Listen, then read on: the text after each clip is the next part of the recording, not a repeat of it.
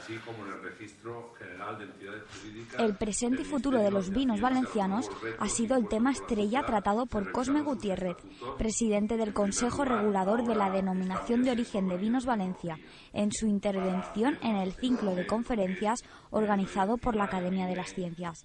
A pesar de que la crisis también está afectando al sector vitivinícola, Gutiérrez apuesta por seguir luchando y hacer grande a esta denominación. No vamos a dejar de trabajar, vamos a seguir luchando para conseguir la meta que nos hemos puesto, que es alcanzar los 60-70 millones de botellas.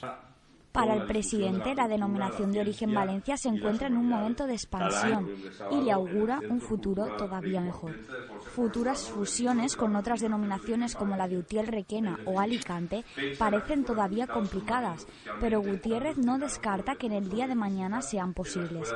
Para él, la unión entre todas sería lo más adecuado, pero para ello es necesaria la búsqueda de consenso. El 23 de enero de 2009 fue el año de la misma, desempeñando este cargo hasta 1900. José Tobal Vicente, que fue vicepresidente, así como doctor en muchas universidades y otras relevantes personalidades nacionales y extranjeras. Entre sus fines más fundamentales se encuentra la difusión